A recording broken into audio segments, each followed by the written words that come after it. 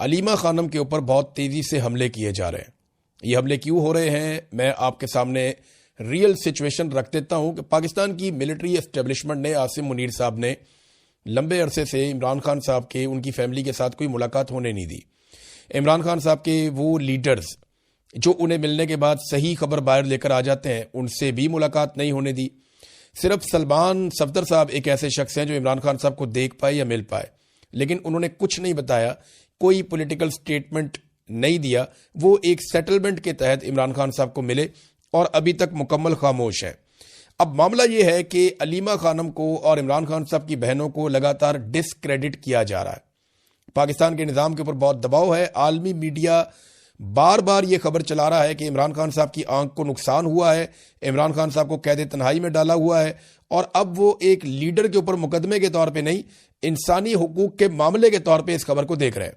पाकिस्तान के ऊपर बड़ा शदीद दबाव है डिफरेंट जगहों से, यानी आपका जीएसपी प्लस स्टेटस है वो मुतासर हो जाता है, आपके और बहुत सारी चीज़ें वो मुतासर हो जाती हैं। तो बैनुल अक़वामी दबाव लगातार बढ़ता चला जा रहा है।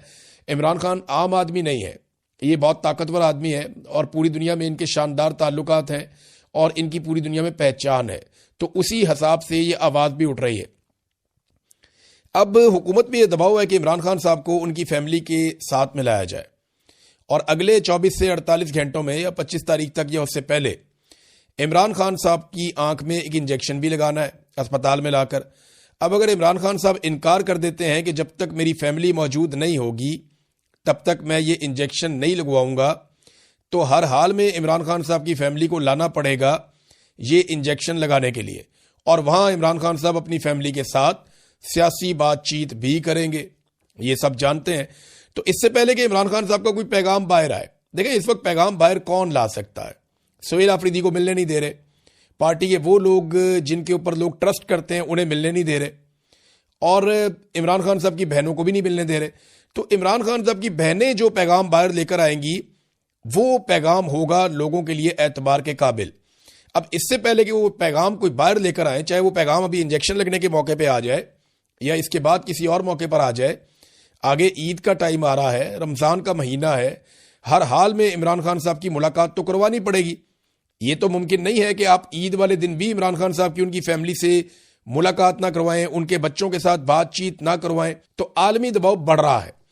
ऐसे में इमरान खान साहब की बहनों को डिसक्रेडिट करने का सिलसिला शुरू हो चुका है, यानी उनको मुतनाज़ बनाया जा रहा है कि अगर इनके जरिए से कोई बयान बाहर आए भी तो इमरान खान की बहनों को इतना ज्यादा मुतनाज़ कर दिया जाए कि उस बयान की अहमियत कम कर दी जाए या उसके हवाले से शकूक व शुबहात पैदा कर दिए जाए। देखें ना, कोई कॉलम लिखता है और वो ये कहता है कि ये तो विरासत की लड़ाई है। हालांकि इमरान खान साहब हुकूमत में भी रहे हैं, उन्होंने अपनी फैमिली में कभी किसी को कोई ओहदा नहीं दिया। हफीजुल्लाह नियाज़ी साहब से इमरान खान साहब की लड़ाई ये है। एक और नियाज़ी साहब थे, वो इमरान खान साहब को इनामुल्लाह खान नियाज़ी, वो क्यों छोड़ गए, उनके साथ भी लड़ाई ये थी। तो इमरान खान साहब अपनी फैमिली के अंदर ऐसे ओब्लाइज नहीं करते नॉर्मली, और इसकी वजह से उनकी मुखालफत भी फैमिली में पैदा हो जाती है। तो विरासत का मामला तो भूल ही जाए। लेकिन अब कुछ कॉलम निगारों से लिखाया जा रहा है कि जनाब ये तो विरासत की ख्वाहिश है। कोई जो है वो उठ के टाउट ये कह देता है कि जनाब अलीमा खानम जो है वो चेयरपर्सन बनना चाहती हैं पार्टी की, और उन्होंने इस ख्वाहिश का इजहार भी किया। कोई कहता है जी कि ये बाहर नहीं लाना चाहते इमरान खान साहब को उनकी फैमिली, और ये चाहते हैं कि इमरान खान साहब जेल के अंदर ही रहें, जैसा कि ख्वाजा आसिफ और दीगर टाउट्स। अच्छा, कोई कीड़े निकालता है, कोई ताने देता है, तो ये सारे कुछ ना कुछ ऐसा कर रहे हैं। गड्डापुर हो गया, शेर अफजल मरवत हो गया, मिशाल यूसुफजई हो गई। अब ये तो उनकी अपनी पार्टी के अंदर से उनके ऊपर हमलावर हैं, बाहर से भी बहुत सारे लोग हमलावर हैं इमरान खान साहब की बहनों के ऊपर।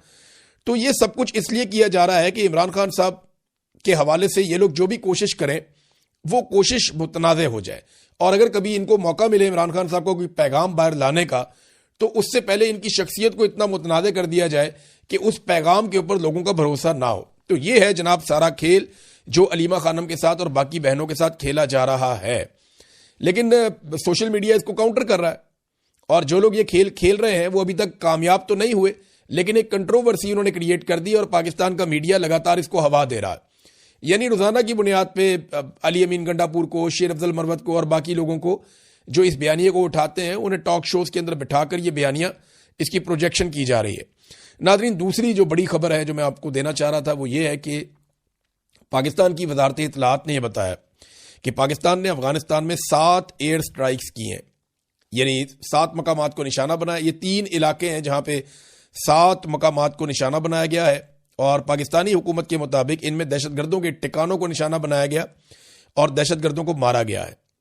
अब सवाल एक और पैदा होता है, वो मैं बाद में करता हूं, लेकिन अफगान हुकूमत का इसके ऊपर मौक़िफ़ है। पाकिस्तानी हुकूमत का मौक़िफ़ यह है कि यह रद्द अमल है जो दहशतगर्दी पाकिस्तान के अंदर हो रही है। बल्कि अभी जो हालिया दहशतगर्दी हुई उसमें एक लेफ्टिनेंट कर्नल समेत 3 लोग शहीद हो गए और जवाबी कार्रवाई में कुछ दहशतगर्द भी मारे गए। लेफ्टिनेंट कर्नल हैं शहजादा गुल फराज, ये एक दहशतगर्दी के वाक़े में शहीद हुए। सिपाही उनके साथ करामत शाह, वो भी जामे शहादत नोश कर गए। तो ये बड़ा अफसोसनाक एक वाक़या हुआ। उसके बाद एक रद्द अमल आता है और इससे पहले भी ऐसे ही ऑफिसर्स की और जवानों की शहादतें हो रही थी। तो पाकिस्तानी गवर्नमेंट ये कहती है हमने रद्द अमल दिया है और वहां पे दहशतगर्दों के ठिकानों को निशाना बनाया है और उन्हें मारा है। जबकि अफगानिस्तान की हुकूमत का मौक़िफ़ आया कि पाकिस्तान की जो स्ट्राइक्स हैं उनमें बड़े पैमाने पर सिविलियंस की जानें गई हैं, जिनमें औरतें और बच्चे भी शामिल हैं।